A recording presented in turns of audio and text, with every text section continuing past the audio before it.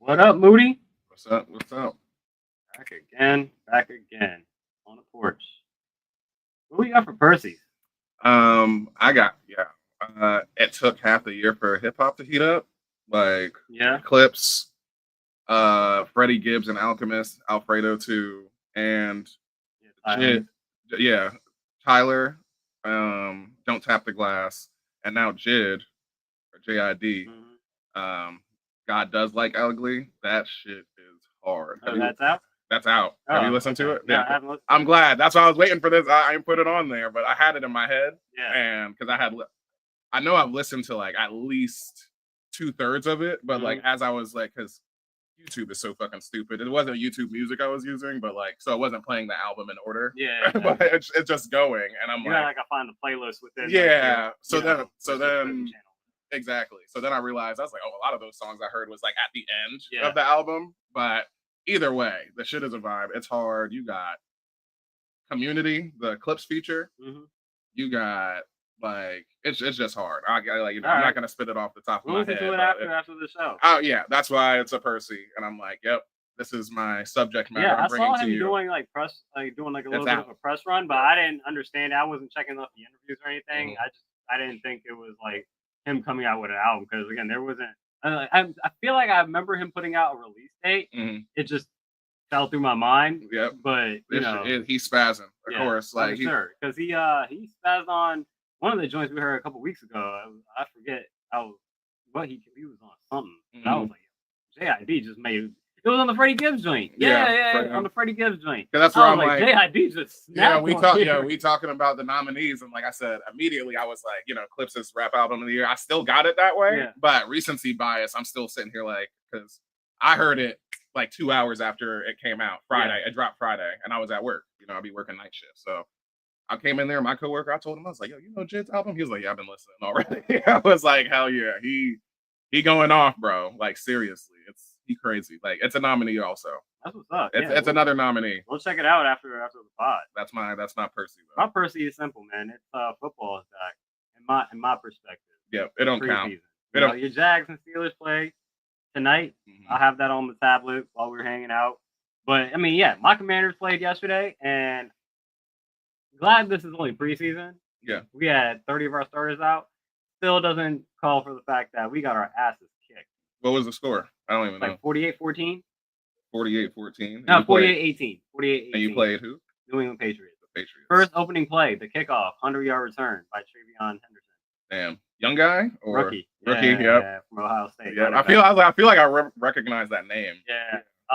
They like. Oh shit, they got Devin Hester. No, they whipped our ass, and it was kind of embarrassing because like we had 13 penalties for like 98 yards. Damn, yeah, your backups, yeah, y'all need to lock in, yeah. Everybody was just off. Like people were just like, there's one guy in particular. I'm not gonna call his name out, but he had a terrible night. Like he was every time he came into contact, you could tell he was not looking for contact. And it's not a small dude. He's probably like your height, probably like your build, which is like not saying you're not muscular, you don't got muscles, but obviously he's like an NFL athlete. Yeah, probably 200 cut up. Yeah, something like that. And it's like this dude. Every time he came into contact, he was getting bullied by the offense. Yeah. It was just like, bro, what is happening?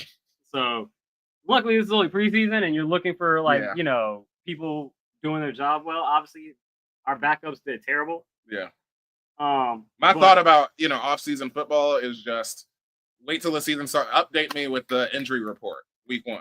That's what it is. Because it's like I just don't want nobody to get hurt, but injuries happen. That's why we had 30 people out. I would rather come into week 1 and then you see the injury report, and I'm like, oh, this is what we're working with. Okay. That's why we have 30 people out. And I guarantee our next game against Cincinnati, we'll probably have the offense in there and the starters in there. I would say for probably like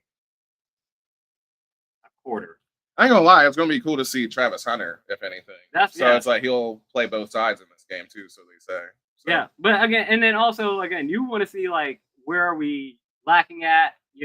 I think in certain positions as far as the team, who makes certain cuts. I'm saying like who's especially for us, we're trying to figure out like our wide receiver depth. And it's like, all right, who's really gonna stand out? Yeah. Especially like with Terry and his contract, situation and whatnot. But you got Debo, but we still need somebody like beyond that, and who's gonna stand out. And so, again, it's preseason, but it's good to just see organized professional football. Yeah. Kind of gearing back up, and now we're just like about 3 weeks away from week 1, man. So I can't wait. Let's get into this wrestling though. Yep, for sure. Doors opening. Step back to allow customers to exit.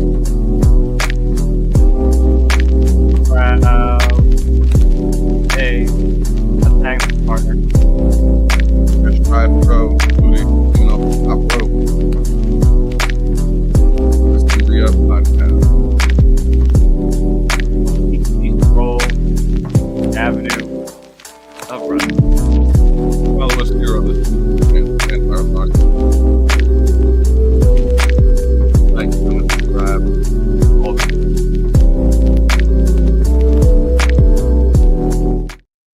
What up, good wrestling people of the world? It's the Wrestling Rhea podcast. Back at it, episode 57. Host Summerslam 2-night event.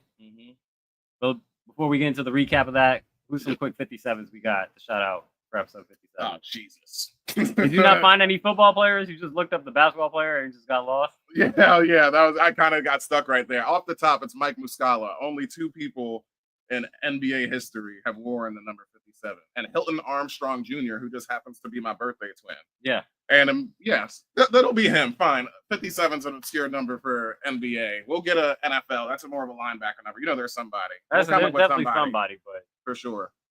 Either way, 2-night SummerSlam. Excuse me. Sorry. First ever 2-night SummerSlam is over, and we are now on our way to Clash in Paris, which is at the end of August. So that's about like 2 weeks. And these PLEs they just ramping up. Not ramp up, but they just seem like they're always consistent. Like, yeah, there's just one every 2 or 3 weeks away. It's like, damn, like, can we get a little bit more build? I don't know, it's not more build, but could we get a little bit more of a breather? Yeah, in some parts, because sometimes it just feels a bit much. But we got some more PLE conversation for later. But yeah, what'd you think of? Let's recap. We split. Obviously, we knew night 2 we were gonna tie because we had everything the same. Yeah, so you won the weekend because you won night 1. The difference being there was CM Punk winning the championship. Yep. So, I mean, that's the headline. We might as well start there because he's champion for 5 minutes and 10 seconds. Yep. Shortest reign ever because Seth Rollins fooled everybody. Or I guess for people like me who did believe that his knee was messed up and he's going to be out for 9 months to a year, he fooled everybody and comes out with the, braces, not the braces, the crutches. The crutches, yeah. He had a brace on his knee too. Yeah. And throws them down, takes it off, and runs down, cashes it in on CM Punk, and becomes world champion. And one of the best things about that is, like, just if anything, I'll start with the positive of it. But the logic of the Money in the Bank. Yeah. And just, like, obviously, he's exhausted and shit like that at the end of the match. Obviously, great entrance, like you said, just mentioning, like, the trolling of it, like, I'm always here, but then it's like, no, psych, I'm actually helping this, like, so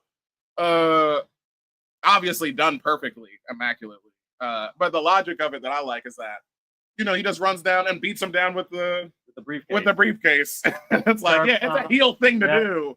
The Money in the Bank is inherently heelish. So I know in the moment you did say that you didn't like the fact that they for sure faked an injury. Because what are we supposed to do with, like, I mean, actually, because I rethought it also, and in the moment, well, not to skip too far ahead to Raw, but I like the kayfabe of it, where it's like, you used your medical team to lie to our medical team because, Paul Heyman is a trusted guy, and I was like, okay, that makes sense. And they didn't put up the dreaded X, you know what I mean? So it's like, but the X, however much you believe in it, whatever. So, yeah, storyline wise, it was fine, but, like, it's just the thought of, like, all right, we just you can't turn injuries off. Yeah. You know what I mean? So it's like, how do we know for me to be or not to be real? For me to be, once again, I guess this is where you can argue too much of a nerd. This is where it's lame being a wrestling fan. Real to me, damn it. Yeah. Well, not even necessarily that, but you care about the people. That's where I'm at. Yeah, that's where I'm at. So it's like, if Because when you hear he's hurt and you see like the knee buckles or whatever, and it's like, bro, like, damn. Exactly. Wrestling aside, character aside. Exactly. That's what I'm talking about. So you have me worried about Seth Rollins, and now it's Colby Lopez, yeah, Colby, yeah, exactly, Colby Lopez, more so than Seth Rollins. It's like, shit, I hope he's fine, because we haven't seen fucking Lord have mercy, Zoe Starks, since her springboard dislocated knee. Mm-hmm. You know what I mean? Granted, that's a way more obvious, so that's a different situation. But like when shit like that happens, like. You see we're NFL fans. TV goes out the door. Exactly. We're NFL fans. When you see like a Tyrese Halliburton. Like yesterday, there was a player on Detroit got a terrible neck injury that they like suspended the rest of the game because the ambulance had to come on the field. Exactly. He went to the hospital. So once again, that's where it's like, okay, well, I shouldn't be. But like you said, you watch Total Bellas and stuff like that. We've seen the Aaron Rodgers get hurt, like non-contact injuries. Like we're engaged with these people. So that's where I don't like it. Yeah. Because I'm like, all right, so I guess you could argue another layer inception of wrestling fandom. You could be like, oh, well, now it adds like another layer of unpredictability. Yeah. Right. But it's like, no, I'd rather just them be healthy. And like, I mean, I know it's sports entertainment. You can do whatever you want, but it's like, why fake an injury? You know? I get it. When you brought it up, I totally understand it. Yeah. And I hope it's not something that they go to the well all the time, because that's a terrible way for your master plan to work out. Because not even, I'm talking about just like from a relationship dynamic between like the fans and the wrestlers. It's like that's a one-time use. I feel like, and I said it was also a historic work. Use it again for another like 20 years. A deep callback because Seth Rollins is managing somebody seriously because he's retired or some shit like that. It's like. I think, like, to your point, I think there's a human level aspect where you kind of just drop the kayfabe and you're just like, man, like, that sucks. Like, I remember back in the day when Triple H blew out his knee after WrestleMania 17, and it was like Triple H was like the most hated guy. Yeah. He's the heel of heels. And then when he came back, it was like, bro, it is good to have you back. Yeah. Regardless if you were a heel or whatever, like, that's one of the first real. I understood what it meant to be like a true like wrestling fan in that sense. Like, it doesn't even matter about character at this point. It's just like you are a really good wrestling person, and we're just like you were missed while you were gone. Yeah, and it's good to have you back. So that's where it's like I understand your initial complaint about them kind of faking an injury for a storyline purpose. Yeah. And then, like I said, I don't want to skip forward. In such a legitimate manner. I think he was on Rich Eisen talking about like, man, it just feels like the last one, and like, good sell. I mean, like he was saying they had to lie to family and stuff like that. Yeah. It's just like they went deep with it. So yeah, I mean, they did OD with it in a WWE way, where you see it on Instagram where he's like on crutches with his daughter and stuff. It's like, bro, we know he's injured, so you don't got to keep doing that. But I think we chewed on that a bit, like outside, because I don't want to jump forward to Raw quite yet. But the rest of SummerSlam night one was really great. Obviously, that was the moment of the night. I mean, that was a great match. We basically skipped over the match, but like I told you, it was going to take. I told you, Gunther's never felt a GTS before. It's only going to take 2, and we've been doing this ridiculous. I hit a GTS and then you bounce around and recoil back onto my shoulders thing. So we've seen that twice before. And in this one, it was Gunther so big, he takes the GTS and then just stands there. Yeah. Like permanently stunned, like shield broken in a fighting game. And, and then he just goes for it again. And I'm like, okay. But yeah, great match. He was chopping the shit out of Punk, too. But great for, Punk, like, because we had the conversation, is he going to be champion? And it's cool to be like, oh, yeah, well, he felt it. So it's like, once again, like, this is just work. But I think that's like, once again, like an appreciation kind of thing, maybe from The Office or whatever, or, situationally. I don't know. It was the plan the whole time, apparently. So whatever. But let's run through this card. We both had Jade winning. She did not beat Tiffany Stratton. I thought that was probably arguably the most surprising next to this one. Brandy and Jelly Roll losing. We both had them winning. I thought that was a surprise just for the, celebrity of it. Exactly, because I think we picked it for the celebrity. But when he lost, I immediately, it makes sense because it's like Jelly Roll is such a fan that he knows it's better to lose than to win. Yeah. And apparently coming after the match, he on like podcasts. He was like, "Yeah, I like pitched 2 moves."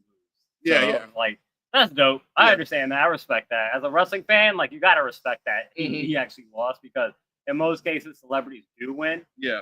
and it's like, hey, he respects the business enough that he would take a loss. That like that's And what's up. I will say, like I said, that's the best work I've ever seen from like the most motionless man I've ever seen. Like I was Facts. saying that during Facts. that man did not move his feet at all. Like Logan, this is one of Logan Paul's best performances. Seriously, like working with Jelly Roll, like because it was just like kind of like in that sense of like when I showed you those ridiculous other Book of Wrestling matches when it's like, you know, Kota Ibushi versus a ragdoll. Yeah. You know, like not to that extent, because at least Jelly Roll's like sticking his arm out and stuff, but like he's basically just being a crash test dummy off of like running into him himself. You know, Jelly Roll did not move at all, but he took the hell out of that frog table splash. spot? Yeah, he took the hell out of that frog splash.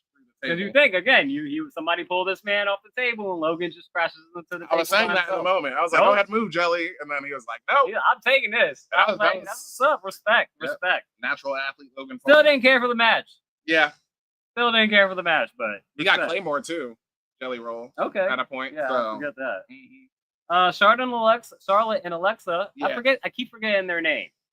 We're They not have a name. friends. No, it's not. We're Oh not yeah, friends. I still haven't known it yet. Yeah, I don't know. Simon Miller even said it on his like talk recap of it, and yeah, they're WWE Women's Tag Team Champions. For sure, adorable.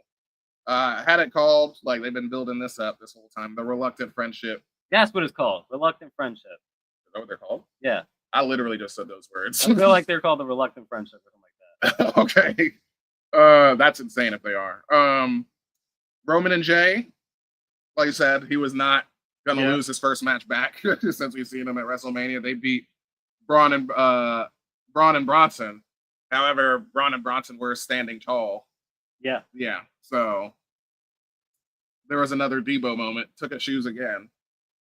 Yep. He calls himself the Tribal Thief. Yeah. And the Sami Zayn and Karrion Kross match, not as surprising to me once you brought up like the real world, like, oh, is Karrion actually Yeah, still but gonna be again, with the that's no company? different than the goddamn. That's more of a work than like injuries to me. Yeah. Like I said, that was like historic what Seth did, but like, yeah, like that this could all be like they could have a contract already. Yeah. You know what I'm saying? So but if they did, then maybe they're gonna do like, yeah, that'd be interesting. Maybe like, oh yeah, he's got let go or whatever in storyline. And then Probably, yeah. just comes in and just beats the shit out of Sammy again. I don't know. But we'll see. But that was night one. That was night one. I got the win barely, 3 out of 3. The fact that CM Punk won the match, Yeah.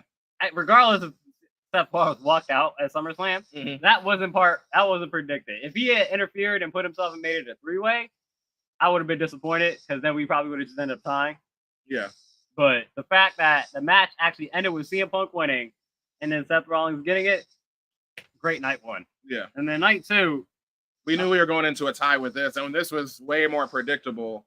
We ended both tied 5-1, like for the match card prediction. The only thing we get wrong is actually Cody winning the title. yeah. And so 2-time undisputed WWE champion Cody Rhodes.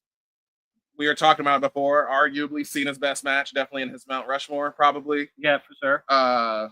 Definitely the best of this late run, for sure, Definitely. without a doubt. Working through the crowd. How long was this match? They went a Like while. 20 minutes. 20, yeah. Yeah. Well, I was gonna say it felt like 22, 23 maybe. I'll check the cage match on that. Great image, my favorite image of like them working through the crowd, and then they come through the Cody Vader, and he's already in the AA position, having Cody up. Yeah, it was good stuff. Man, Cody Rhodes, again, the savior of WWE twice. First knocking off Roman. Yeah. And then now getting the title back from John Cena. See, I don't know if he's a savior though, because we thought Cena was manipulating the situation. You know, talking about like, oh, you're gonna cheer for me anyway, like he said before. But apparently that heel run is over. We see, like, you know, the first time we've seen color in his entrance. Yeah. Since turning heel, all of this stuff. So it's like, all right, it seems like we're all the way back to Cena, Super Cena. The crowd was completely on his side. Like, I mean, they were booing Cody at certain points. Cody, yeah, but like, yeah, it was definitely like old Cena was back. Yeah, for sure. I Like I mean, said, it didn't feel like I came in there. I was like, I don't believe this. yeah, This is just a manipulation tactic. I Mhm. didn't believe that the heel run was over, but as we'll discuss later, like the heel run is over. yeah. At least what it seems to be. But maybe he might get that urge. I don't know. It seems like he's going out for the next 5 months as Yeah, or 4 months as a face. yeah, As exactly. the old school John Cena, what everybody know and love. Yeah, because the most heelish thing to me is like, man, when Cody took off the turnbuckle and hit him with it, I was like, damn, what the hell is this? I think that might have been it was kind of, you got some jeers right there from the crowd too. Yeah. But we get that image of a salute and a crossroads to end the match. It was great. And then the cherry on top is that, or I guess the news of it is that Brock Lesnar returned. Yeah. And very similar to when he returned in 2014, I think it was. And F5 Cena. Yeah, he the did night after like WrestleMania. Like yeah, that. exactly. The exact same thing happens. Cena's down, getting the, thank you, Cena chants, and then you just hear, that entry music. F5, he's grown his hair out. Interesting to see Brock. Yeah, I that wonder was what a this big dynamic discussion, is. and it was very polarizing to have Brock back. Yeah. Very interesting. I just wonder how, to what capacity is he back? I mean, I think part of it is if you're gonna have Cena go against Brock Lesnar, Cena can't be a heel because you can't have people root for Brock Lesnar. Yeah. Especially as maybe I don't think WWE really cares, but I mean, especially as polarizing as a figure Brock Lesnar is, especially right now, it's like to have both a heel Cena going against Brock Lesnar is like, nah, we can't. We gotta have the old school Cena do this. And then he's still a draw to people. It's like when you hear that music, he's one of those guys. It's like the Undertaker coming out back in the day. It's just like it's a problem. Yeah, for sure. Like he don't come out for no reason. So the fact that he's a spectacle. Yeah, like he is someone that's gonna get, especially the casual viewer. You don't have to know anything about Brock Lesnar or who he is. You just see this man come out. Yeah. And you're just like, oh my God. Yeah, right. Like that's ridiculous. So it's a very again, I can see him making a run up into WrestleMania. Yeah. Okay. Like he probably get whatever Cena run that he'll get, however long that lasts. Maybe up in the Clash of Paris. I don't know. But then he'll probably make a surprise entrance at the Royal Rumble, and then he'll have a match at WrestleMania. I feel like you got like at least 3 major events. Brock Lesnar. At what point will Brock get thank you, Brock chants? Never. Never?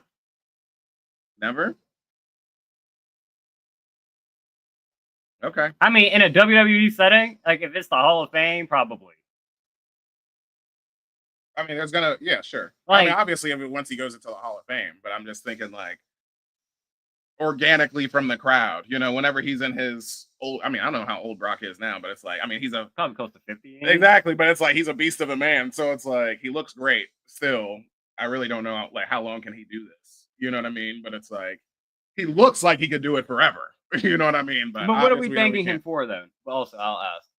For wrestling, Obviously, he left, went to the UFC and shit, but like, he's impactful. I'm just saying. Like, I just mean organically from the crowd. I think there's like a level of like or thank you, Lesnar. That's what it would has be. he like?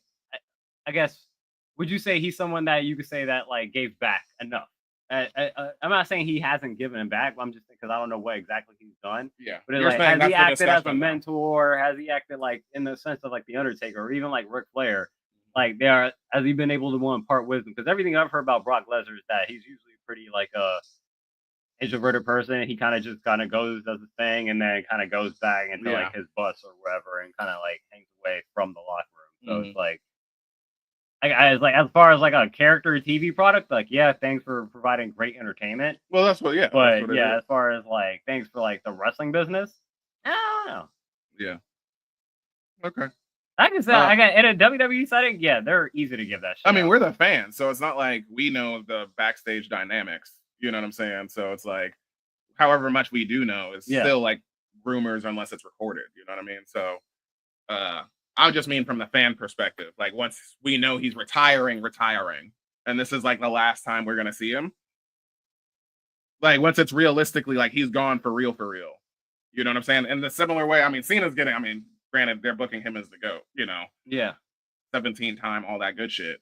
So he's getting like the most magnificent red carpet treatment anybody's ever gotten on the way out. I guess you know what I'm saying? They're literally doing a countdown for him. He would have to be like a face in that situation, and to even like, I'm trying to think like at a WrestleMania, this is his last match. Like, how is he gonna get up from the mat and then kind of like look? Yeah, he's got to do that groggy then, Undertaker thing, and then just like walk out with like waving bye. He's not the one to get like Goldberg's last match where it's like, I got my friends and my family in the ring and I'm giving out like a thank you goodbye speech. Like, that's just not Brock Lesnar. Brock Lesnar, you're slaying the beast and you're letting him die. Like, he's gonna like fizzle up like dropping the T1000 in the goddamn lava. Yeah, the image is gonna have to be like, I could see Brock Lesnar going down as he is now, like non-face. Yeah.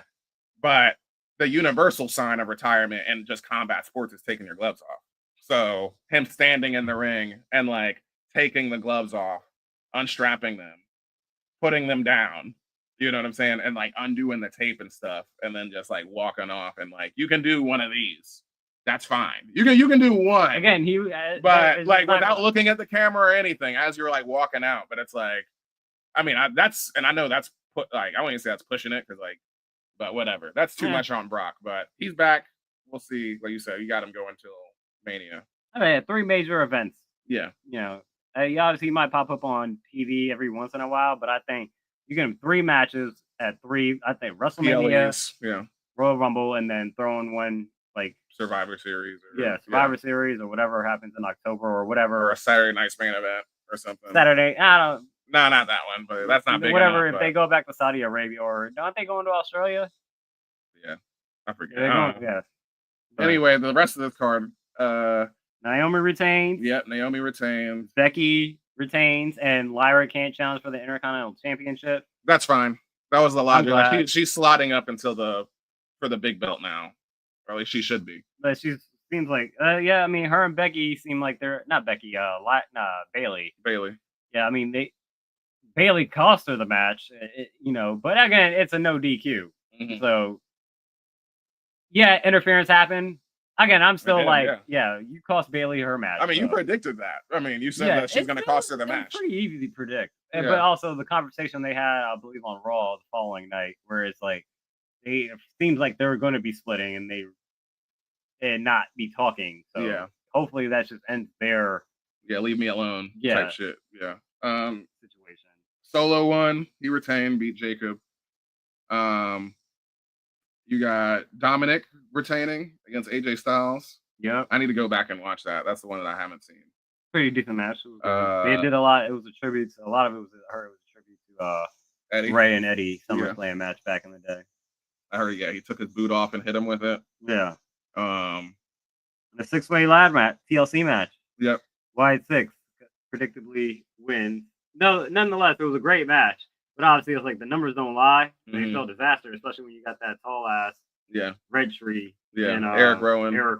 Yeah. To just push over a ladder, like we said. So. And that's funny because, like, you would think, I was like, okay, who's taking the spot of the match? It ends up being a woman. It ends up being Candice LeRae getting tipped off the ladder. Because I forget somebody hits. Ciampa. Somebody hits Tommaso Ciampa. Mm-hmm. And then he's dazed and bumps into Johnny, who is stabilizing the ladder for Candice. I think she's going for the titles for them. How it happened. But she was on top of the ladder for whatever reason. And, Ciampa knocks into Johnny, and then she falls through the ladder bridge on the outside. It looked like mostly like knee and side went through, but she was fine. She's like, Johnny was like, "Are you okay?" And then he's like, "All right, come up the ladder." I was like, if everybody's like, "Johnny, where are you sleeping tonight?" Yeah. She's probably the best crash test dummy out of all of like the women. You know what I'm saying? As far as extreme stunts and stuff like that, she's done a lot of those. But she had that iconic backbreaker from lumbar check. Yeah, like you hear in the video the guy like right before impact he says, "Oh my god," and it's just like crack, like she flies. He's like, "Oh, he's about to give this shit to her." But yeah, the Wyatt 6 retain and. Yeah, pretty clean Night 2. Yeah, I'm up on the season 3, 2, and 5. Mm-hmm. Overall, still down 8, 14, and 8. For sure. Why am I jumping to NXT? We gotta go Raw first. Yeah, let's go to Raw. I did the exact same thing too. I clicked on the two Yeah. page, so let's get over to Raw. Let's recap Raw. Oh, I don't even got all the setups anymore. That's fine. Yeah. Anyways. But yeah, I got 2 things in the primo. But I called it Seth's vision is complete. I forget why I said it's kind of deja vu-y, but I probably need to re-listen to the promo. But I kind of explained that already, though, like talking through SummerSlam and everything. But I did like LA Knight's, the fact that he came out there immediately and was like, because I was like, that makes sense. Yeah. You know, also to me, like, I beat you. yeah, exactly. Like, regardless of like injury and shit, and the fact, because like I said, in kayfabe, it's like, what, it doesn't make sense for Seth to lose a match on purpose so he can know he's gonna cash in later. Because I guess he's like just saving his HP, right? He's saving his health. But it's like, you have to have faith that CM Punk is gonna win the match. I mean, I guess he was planning on doing it anyway. Yeah. But it's just the cherry on top. I think he was going to do it to anybody that took the belt off of Gunther. Because if Gunther wins, like, he's not going to be like. But you can't. But that's the point. He still has the stamina enough to probably go for another match. Yeah, but you don't know who's going to win it. That's the thing. That's what I'm saying. That's why. That's the part where it falls apart. The fact that CM Punk. I said it doesn't matter who's going to win it. It was a matter. I'm not taking this belt off of Gunther. Yeah. I'm taking it off whoever. Yeah, sure. I get that. And the fact that it so happened to be CM Punk is a cherry on top. Be the cherry on top. Yeah. Okay. But yeah, he barks about it. I'm the best, and he is. Yeah, I have to admit, just for the fact, like, again, just to see where we're coming out of this. I want to see how LA Knight plays into a factor if he actually does get to have like a legitimate like shot at the title. Mm-hmm. And that's why I still had it at Primo, because like I said, I like the kayfabe logic of it, that he lied to, like, it makes sense that there's a buffer between him. It's like in that same position that like Roman and him, you know, where it's like, you know, Paul Heyman is pulling all the deals and moving the switches backstage. So it's like, okay, that's fine.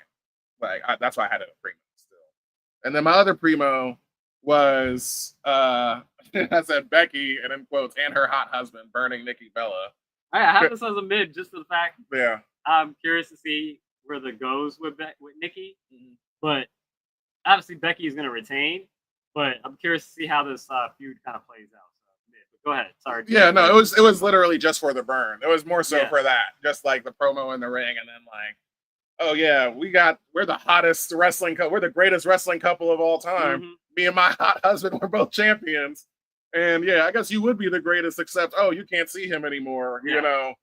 And then good back and forth from both of them. I enjoyed it. Yeah, but that was the knockout punch. That's why it's in Primo. that's I like the fact, again, random, but I like the fact that like Natalya, Maxine, and Tozawa confronted Becky when she was walking back from the ring, and Becky was like, "Yeah, I'm gonna challenge you next week," and then she's like, "All right." And Natalya was like, "All right, I'll see you next week." She's like, "Not you." I'm talking about her, and it's like going to Maxine. I'm like, I'm gonna beat the shit out of Maxine.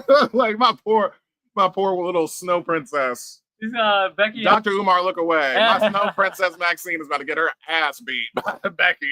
It's funny. Becky put up a video of her saying like, "My hard, strenuous workout as I prepare for Maxine next week," and she's like flaming out a towel to like lay on the beach, and then she's just like looking at the fucking ocean. Yeah, so it's like, yeah, Maxine about to get that work next week. I bet you she's gonna get a surprise win.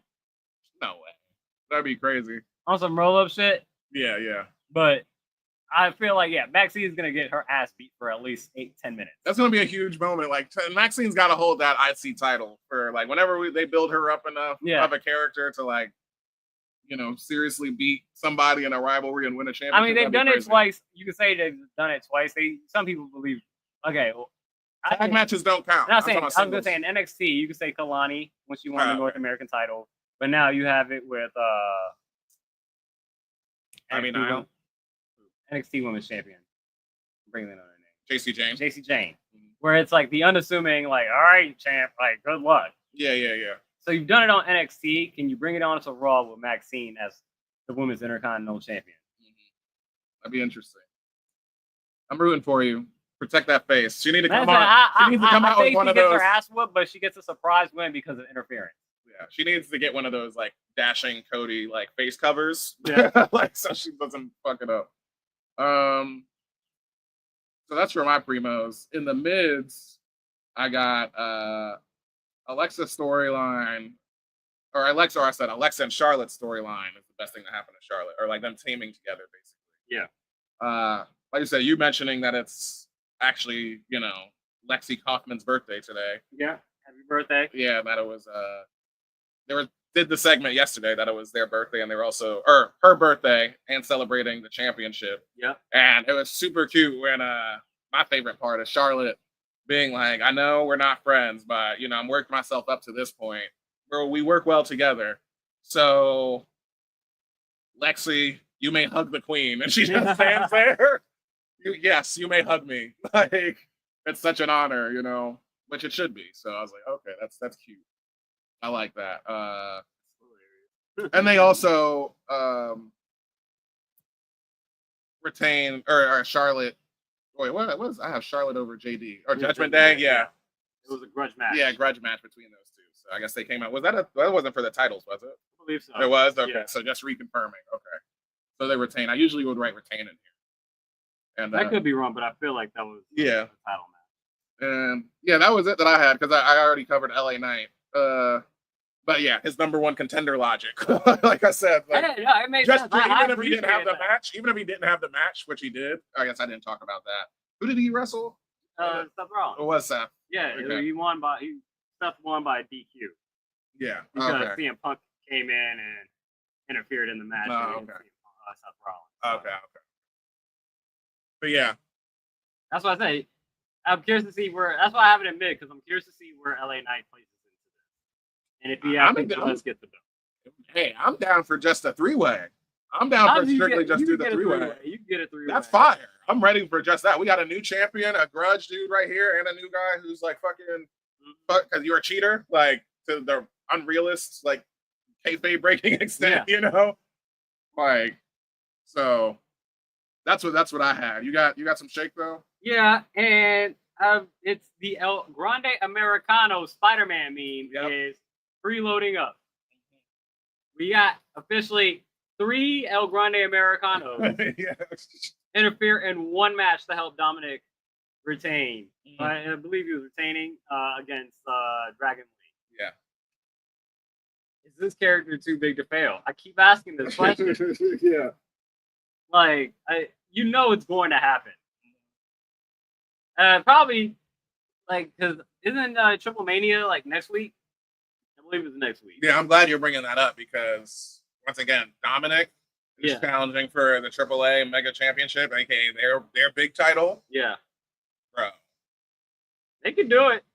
Obviously, that's why I'm bringing it up right now. That I'm like, that would not surprise me at all. It wouldn't if Dominic Mysterio becomes champion because once again, if you're talking about, as you would bring up, just more eyes on things versus the argument of talent. How much of this talent crossover is this going to happen? Because that's still Dominic Mysterio, and he's still a WWE guy. Yeah, you know what I'm saying. He's just a heritage play, which is why it works. Same thing with Humberto and exactly. So we'll see. They're swallowing everybody's titles up. They have the AAA Mega Title, World Title on Monday Night Raw on Netflix. They will. With Dominic Mysterio, like he'll be champ. He'll be IC title and it don't hurt, especially if they're all in the same company. It don't hurt for them to just like, hey, I'm gonna send up a AAA star to be on Monday Night Raw to challenge Dominic Mysterio for the title. Well, yeah, and that's immediately where I told you because when they even announced it the first time, and like my immediate thought was like, that woman doesn't look happy. That was my first thought. My other thought was, oh shit, is that Vikingo? Because I knew Vikingo already because he's fucking amazing. Yeah. Like, and he's still the AAA mega champion. I don't think he's lost. I mean, he's been champion for like 2 years. So in the sense of like, you would say within the same company, elevating the title because you're putting it on Dominic. You know what I'm saying? Image wise. And he already has like way more American fans or fans that are aware of him because of the reach of WWE versus obviously Triple X. I mean, look what it did for Mr. Iguana. I mean, they brought him. Yeah, they brought him up. They just put him on Worlds Collide, a YouTube PLE. But it's like, and it was like, yo. That's when it's like, that's where wrestling is a universal language. Yeah. Like, you can just see, like, oh, this guy is everything. Yeah. That's that comedy shit. I fucking love it. Like, yes, give me all, like, him versus Orange Cassidy. You're like, guys like that. It's like, just give me the ultimate gimmick match nowadays. Like, other people. But El Grande Americano. Yeah. 3 El Grande Americanos are on our screen. The Spider-Man meme is loading. Yeah. Let's move over to the bodega. Yeah, you can lead me on this. I didn't have the most engaged time, honestly, of on NXT. I said WWE shows have been pretty tame for the most part. Like even SmackDown, as we'll get to, wasn't really anything to write home about. But I really enjoyed the fact that for whatever reason, so there was a segment with Ren Sinclair and Charlie Dempsey, and she's trying to get him in happy and engaged and whatnot. She's like, what I like to do? I like to say. She's like, say his name and he appears. I believe in Joe Hendry. And then she does the clap. 2 seconds later, who pops out of a fridge like Alice from fucking Brady Bunch? Not even 2 seconds later. On cue, perfectly. Yeah. He's in the fridge and comes out Joe Hendry. Yeah. I laughed out loud when that happened. Like that shit was hilarious. That's right. That's one of those things where it's like, that's a funny gimmick, because he's been doing that on TNA and like on the indies too. Like when he'll do those vignettes, that's the whole thing. He appears out of nowhere. So it's like, you say his name and then he's there. Well, the fact that he just popped out the fridge like that, with a smile already, like, he's just a nice guy. He's always available for like help, or something. Like, you want help moving your couch? Joe Hendry, like, you know what I'm saying? Like, that's a good gimmick. That's a good insurance commercial. There was like a Hendry insurance. Exactly, like State Farm. Yeah, exactly. It's the same thing. I have that as mid-rising because he also did challenge Charlie Dempsey, and curious to see how that plays out. Moose, we get the return of Moose. Yeah. I was gonna say I guess it was it wasn't necessarily an interruption. The three-way conversation.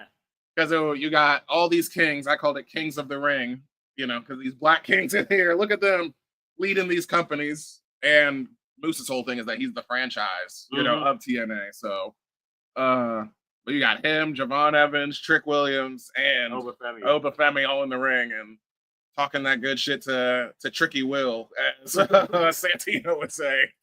Tricky William. I'm just a fan of Moose too. So it's like that. And then just like we would have Black Girl Magic, it's Black Boy Joy that we had right there in the middle of that ring. So that's also what I would call that. Like, look at this. Look at this right here. Come on now. Like Paul Rudd. Look at us. Yeah. Who would have thought? That's awesome. Yeah. I enjoyed Moose's. I was kind of spoiled because somebody on like internet wrestling community, internet, social, whatever, had posted a picture of him with Shawn Michaels at NXT earlier in the day. Okay.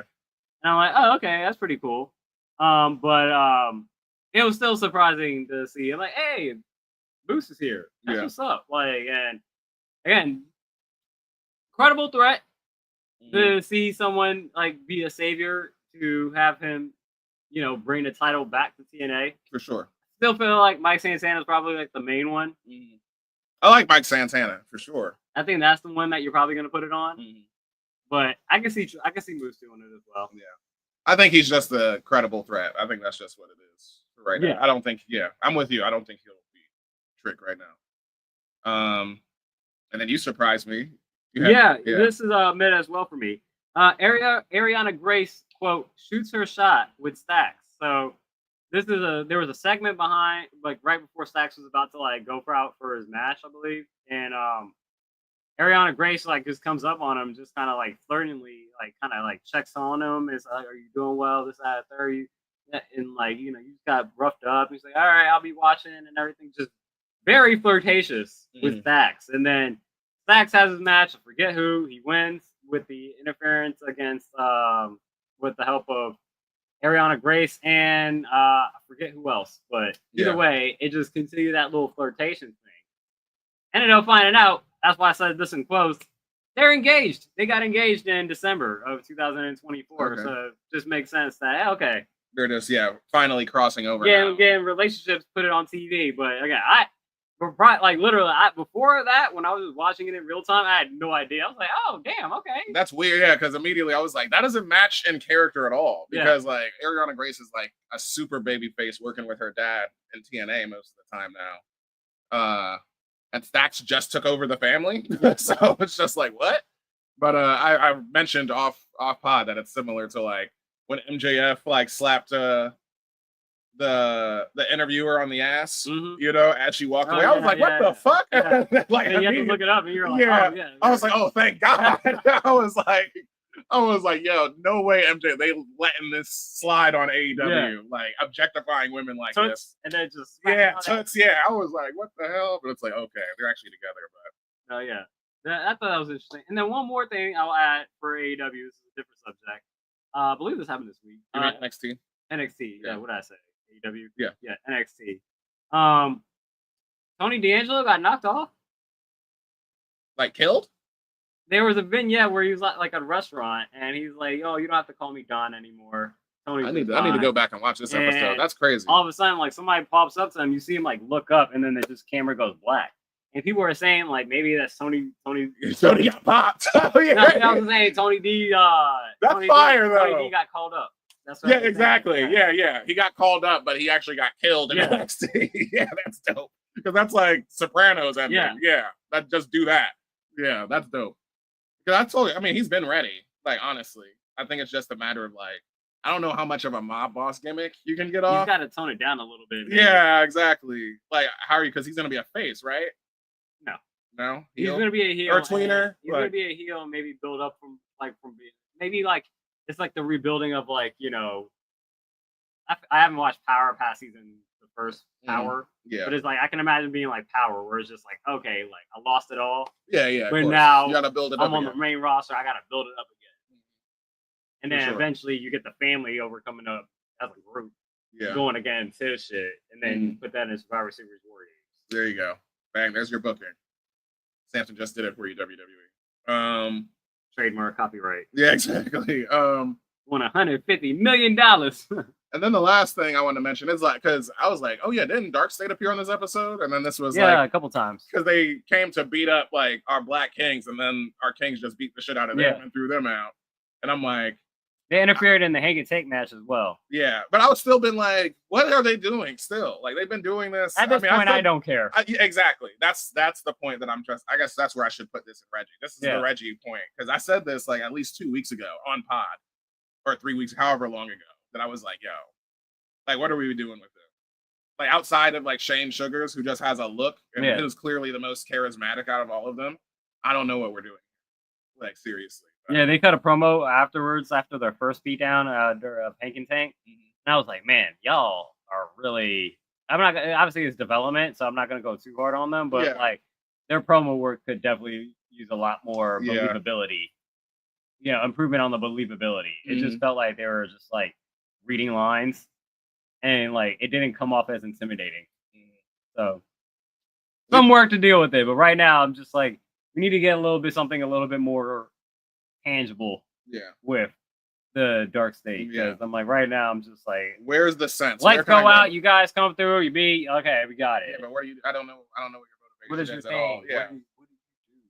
I don't even know your names outside of Shane Sugars. Right. Just because we're wrestling. I'm sure that the average person does not know who that guy is. Yeah. If you turned on NXT, you don't even say it. It's Saquon. See, look, I'm saying Shane. See, look. There you go. That shows you how much I know him. But when you said like Nia and Lash. Yeah, Nia and Nash, they kind of did the Rusev and Sheamus where they kind of brawled throughout the night. And that also brawled came at the end of NXT with Sol Ruka retaining her North American Championship against Tatum Paxley because the brawl got Tatum like lost her concentration and she ended up taking a soul snatcher. Oh no, pretty decent episode of NXT. Yeah. Also move over to Wednesday before we walk to the coffee shop. Major news. Oh, did you have anything more for NXT? No, okay. I'm good. Major news about PLEs for WWE in the United States was that deal, $1 billion deal with ESPN was agreed upon, moving all PLEs starting in March to ESPN on their new dedicated app that starts in end of August. And the ESPN app already sucks. So I'm like, yeah.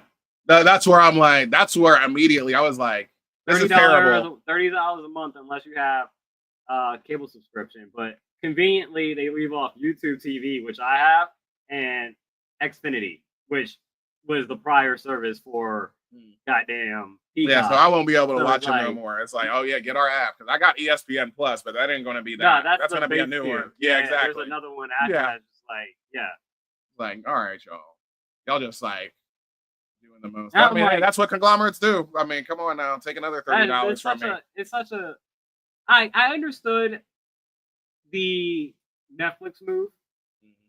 I understood the Peacock move of putting all the PLEs originally on Peacock once they left WWE Network. I was like, that makes sense because you have a long relationship with NBC Universal. Yeah. That makes sense that you would move your content towards them because you've been in with them since the 80s with Saturday Night's Main Event. And then USA being with Raw, SmackDown being on USA. It's like Sci-Fi Network and all that shit with ECW. Long relationship with Peacock and NBC Universal, Comcast, that you could do that relationship.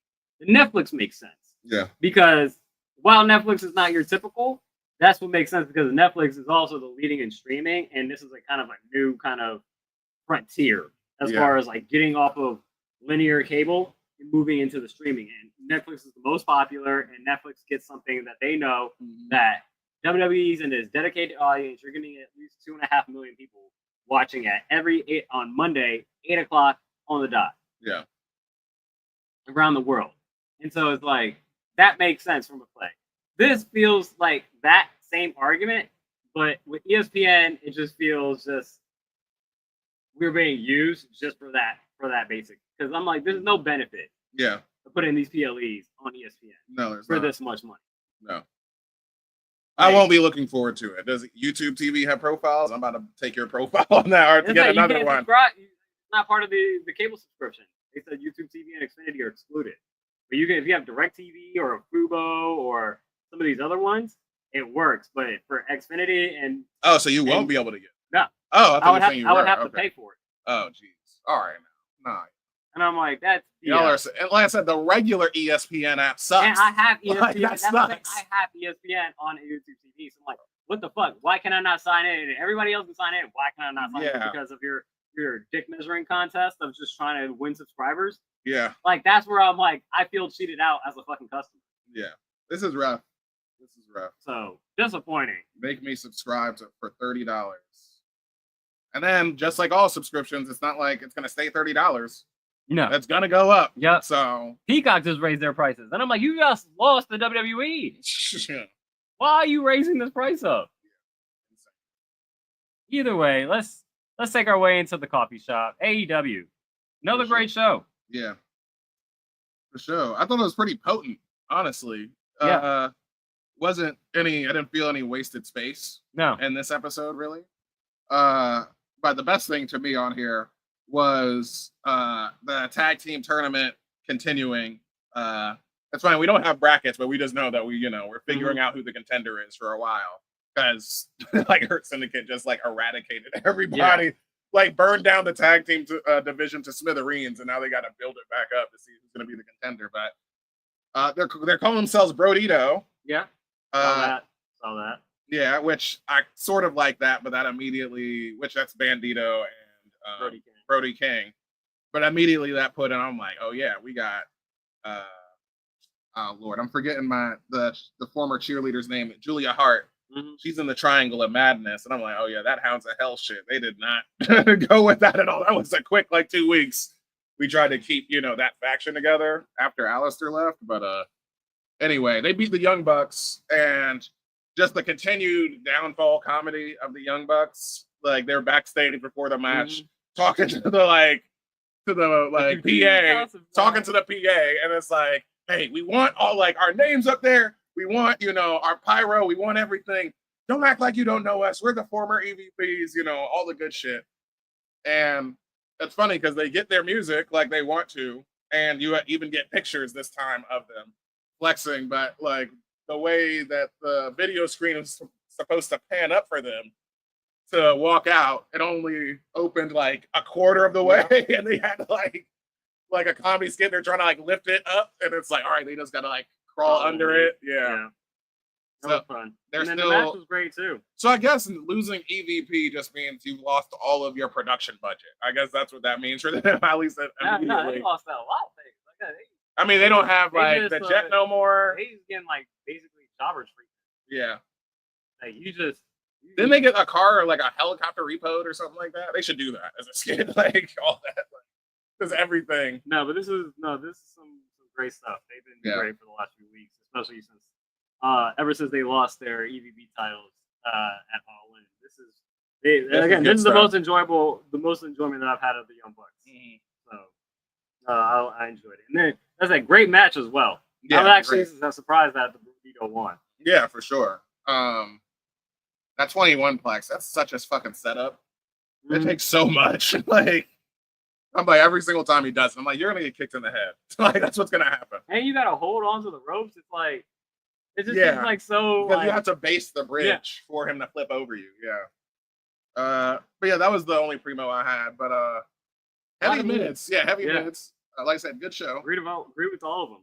Yeah. MJF beating Mark Briscoe down at the end of the show, but that was really like, I mean, a continuation of this rivalry, but he really took out the frustration out on him because even MVP, as we thought about it, I asked this question, I was like, I guess it has to be unanimous, and it is now because MVP gave him the thumbs down, even though I liked it because he gave him like valid reasons. Yeah, and he was still way more personable. Yeah, like it's still the same guy. It's not like he turned on him. It's like, yo, we gave you the shot, and this really ain't working out. Yeah. So. I just like this just straight up logic of it. It's like, yeah, MJF is selfish. Like that's exactly what he is. So and then even giving us the carrot at the end, I believe it's just a carrot at the end of the stick, but even in that same promo, he says, well, you might not want to win the AEW championship because if you do, that means Lashley's on your ass. So it's like, is he gonna get a shot at the AEW championship, actually? That's Bobby. Yeah, that's where I was thinking. Why are you coming to AEW? Exactly. When he came, I was like, why are you coming to AEW and not going to be focused on that? Not the AEW championship. The whole time he's been focused on the tag team championship. Yeah. I'm like, why the fuck did you come here? Yeah. Yeah. Exactly. So he needs to. That's where he should be. Yeah. But yeah, great stuff. Oh, and then Hangman came down for the save because he was beaten down. Yeah, and they just brawled out. Briscoe was beating the shit out of him, so yeah, they just brawled out for the entire time. Yeah, really. We got Moxley beating Speedball Mike Bailey. Yeah, but they did a good job in Moxley versus Speedball, where I'm like, is Speedball gonna win this? Yeah, right. Like starting to, I mean, Kaz? I knew he wasn't gonna win, but I'm like, the way this match was, I'm like, is Speedball kind of hanging right now? Like, especially for like someone of like Mox's stature, it's like way bigger than him. Yeah, not even just like the physical, just like the nature of like where his standing is in the company. It's sure. It's like Triple H or Stone Cold. Yeah, exactly. Like, a cruiserweight. Yeah, it's like for sure. This cruiserweight might win this. Yeah, right. It's like he's flying all over the ring. He was kicking the shit out of John. I mean, that's obviously his offense, Taekwondo background. You have to hit two Death Drivers on him to get the win. Yeah. Death Riders. Riders. There you go. I was sitting there thinking, I was like, is that right? Because it was called, what was it, Dirty Deeds? Dirty Deeds in WWE.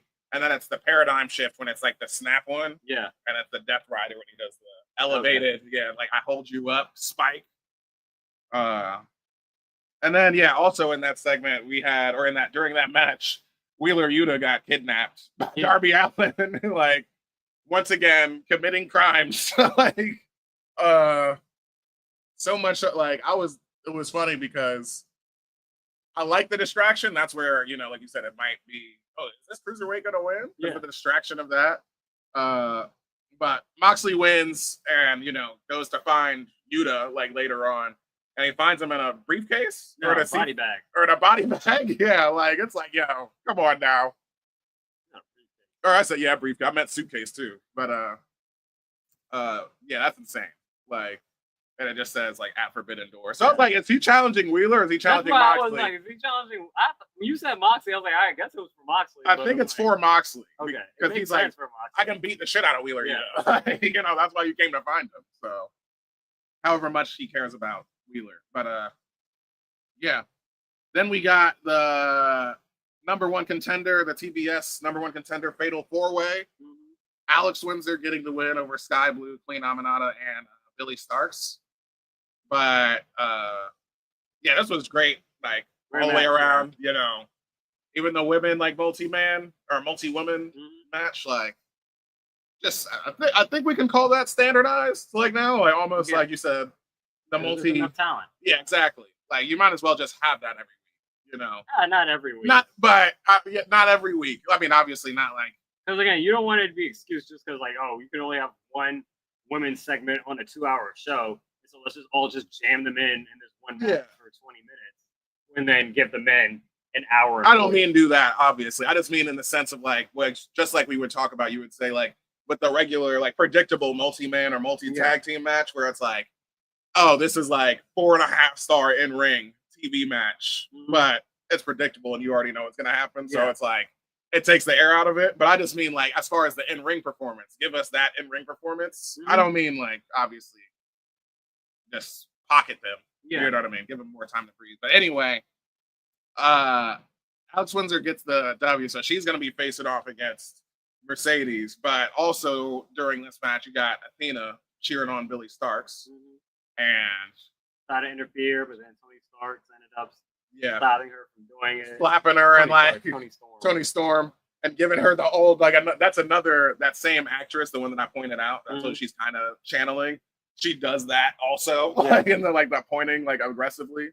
But yeah, she gets caught with an O face at the end of that, like which I thought was fucking perfect, like because also once again she didn't wait.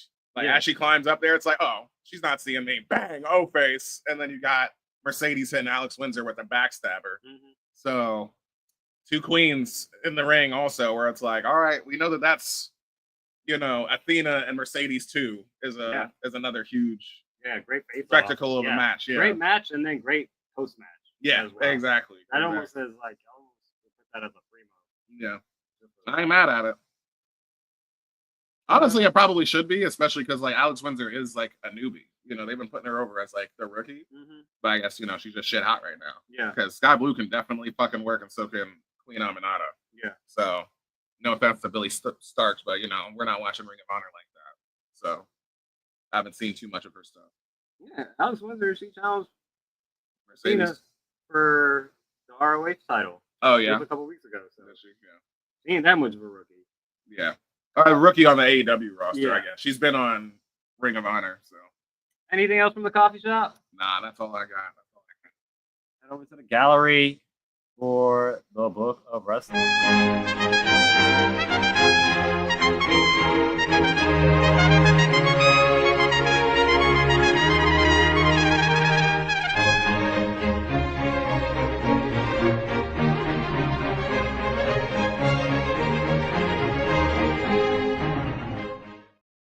Oh, no, it is okay. Yeah, Book of Wrestling. We got 3 on the docket.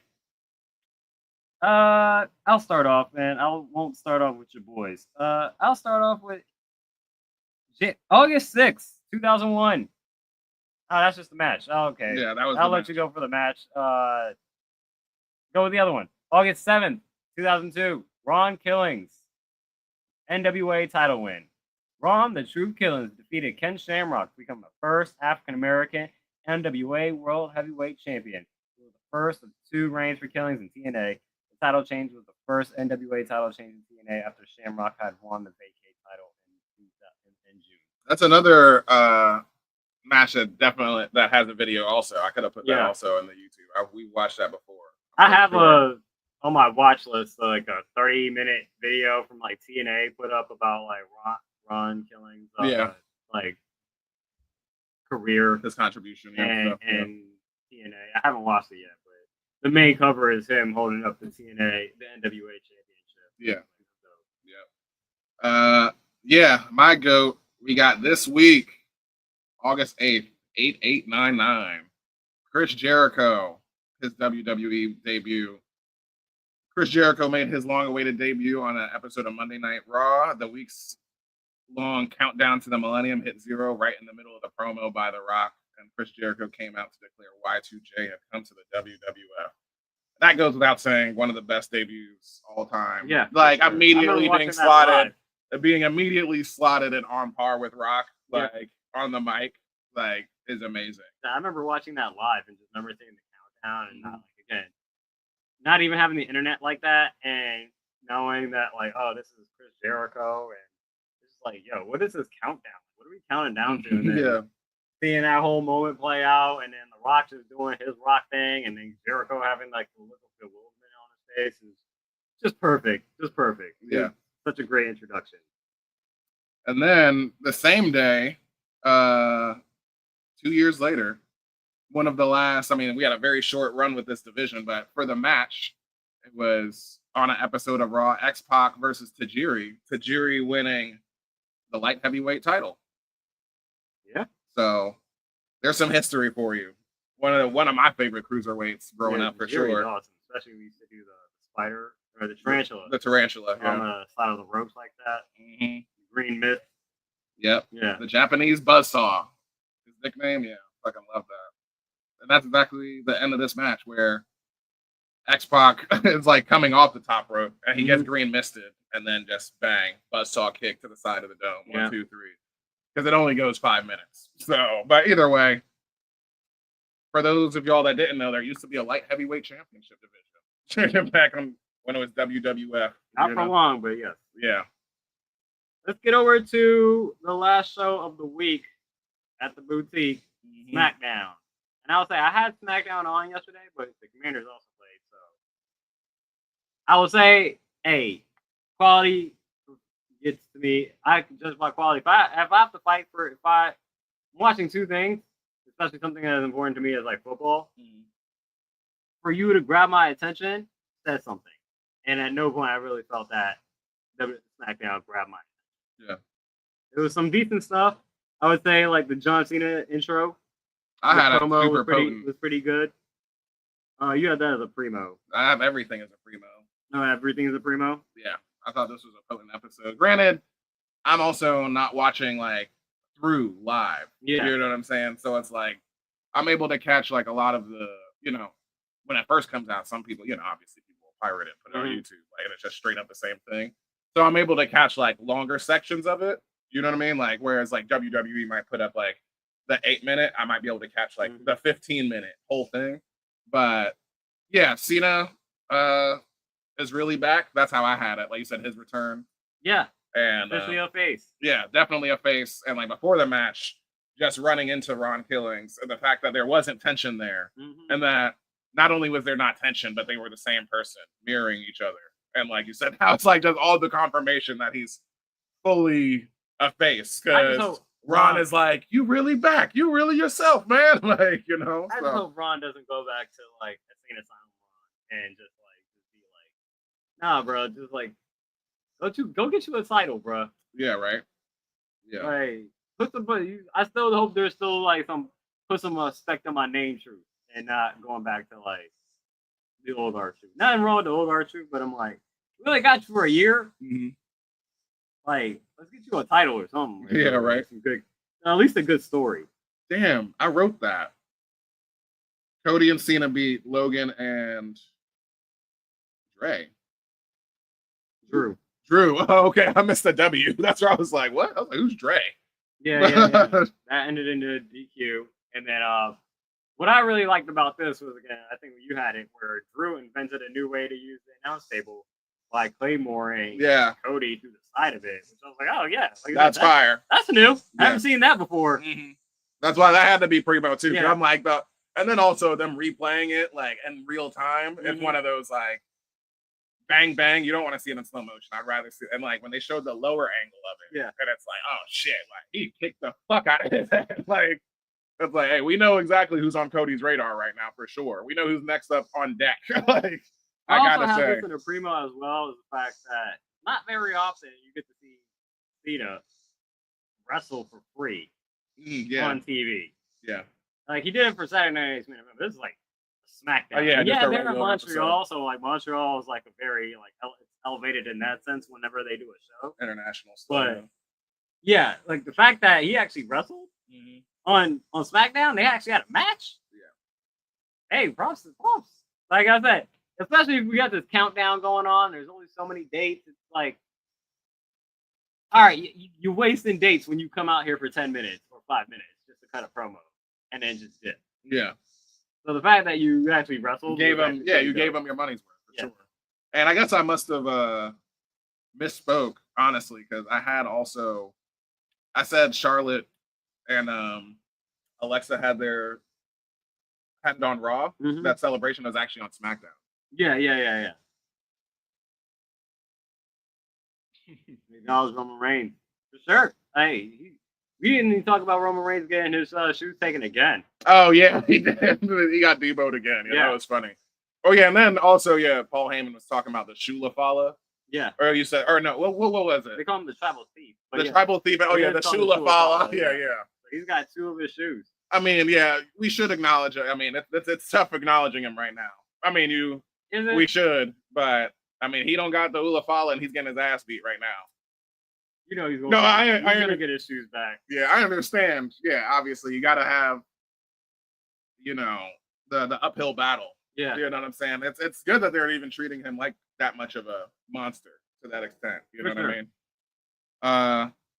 But yeah, my favorite thing that's happened with Charlotte in a while. That was like super cute. Like, and the crowd was fully behind them. Also, like, you hug the clean Lexi. I had both Sammy and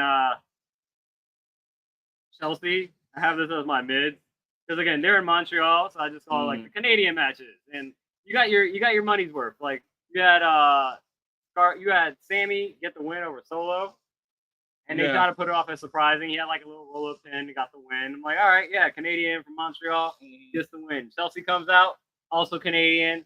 She gets her ass beat. Gets the birthday cake into her face. Like, you get to cheer on both sides of the end of the spectrum. So, great night for Canada in that sense. Like, you got your money's worth. Didn't Chelsea come out and NXT as well? That was another one of those Dr. Umar look away moments. Like she came out there like greased up, like she was like, bruh. She came out there. She was moist. I'll say wrestling re-up uncut. Not even uncut. I'm just gonna say she was moisturized. Yeah. I'll just say that. Her there's whatever the equivalent of black girl skin glow, melanin popping. She had that she was in Florida. Yeah. She got that Florida tan or whatever tanning salon she goes to. Probably that's that Canadian DNA right there for sure. But I had everything primo on SmackDown. I thought it was one of the best, just in a vacuum episodes of SmackDown in a while. I had Cena also turning back as a face. I have it as a mid-rising just for the fact I'm like, man, that was a heel run. Yeah, but I mean, it is what it is. So it's like, for it to be you knew that he had to go out on top because we talked about that before. It's like Cena is not going to go out as a heel. You have to have him go out as old school. Yeah, we just thought it was going to be longer. Yeah. Like I thought he was going to hold the title until December, but to take him off at SummerSlam, and I guess the next 4 months is going to be. I mean, that's the biggest spot to do it at too. So it's like that makes sense. Like I said, the second biggest show. So. But yeah, it's like a little just disappointed that we didn't get a true, really good heel Cena run. It almost seems like he didn't want to be a heel. I think it was a good run. I just don't think maybe it wasn't as long as you would have wanted. But I think it was good. I don't even think it's not the length. It could have been the same length. It just wasn't that good. I mean, it definitely. The turn was the best thing. It started off. Else was just, Well, the thing was that it started off stilted because it was supposed to happen at Mania for sure, and then we were just in a holding pattern until after Mania. You know what I'm saying? Until he won it. So that's what I'm saying. It was already kind of like the Death Riders when they first started. It was they had that huge impactful moment, and then it was it took them 2 months to put out that video that I was unless you were watching, or 3 months, whatever it was, that I was we could have used this forever ago. Yeah, you know what I'm saying? So it's kind of, I could recognize it in that sense, but I think once it got started, it was fine because he was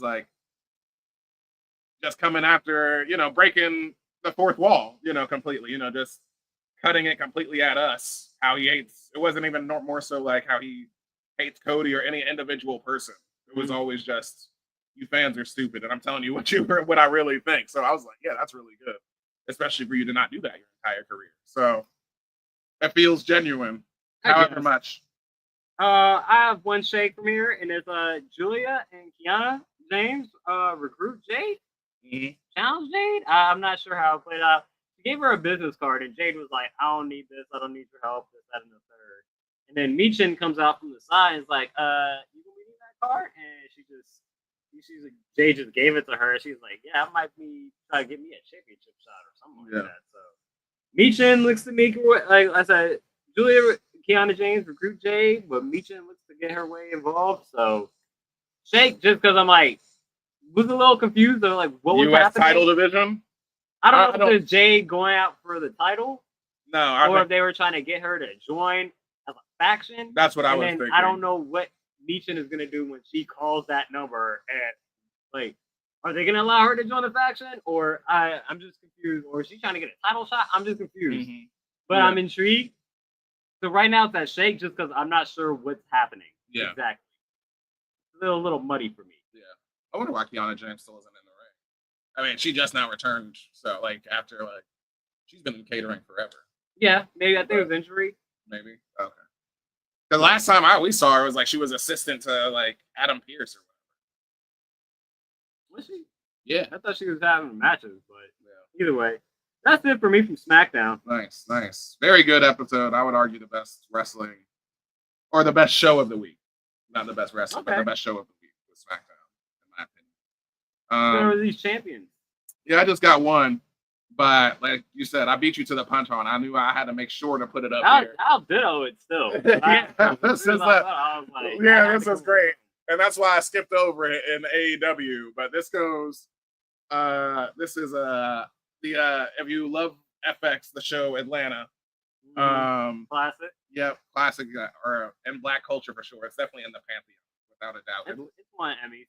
Yeah, in the modern age, one of the best black centric shows for sure. The Atlanta, I know what y'all might think in here, but I'm not on that gay shit, man. Title to Don Callis specifically. Yeah. And then it's 2/3 Don Callis and then 1/3 Kyle Fletcher. Yeah. But having the celebration of winning the TNT title, Kyle Fletcher, he's one of my guys for this year. I fucking love him. I think it's $1 million. Don Callis is yo, you're the greatest champion AEW has ever seen. What you did was fucking art. So I had to get something to capture the moment or some shit basically like this. And you see this giant painting that is covered up and they unveil it. And it's the most homoerotic, them clutching each other and Kyle is holding the TNT title. Don Callis is holding the TNT title around Kyle Fletcher's waist. Naked. Yeah. And Don Callis is shirtless with some jeans on, just ripping up body, just, looking at bare ass, you would imagine. Like a cherub, yeah. This is. That was great. Yeah.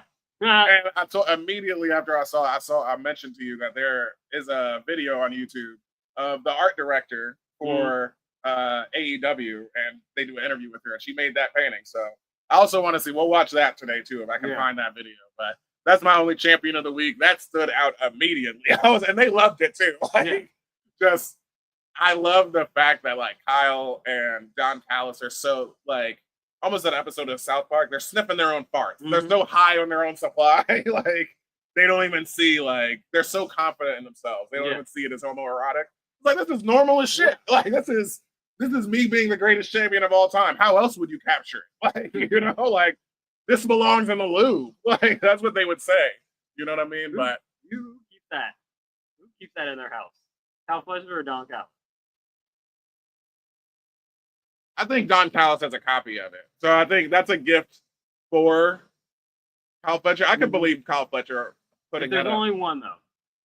If there's only one, I would have... I'd say Kyle Fletcher. Sure.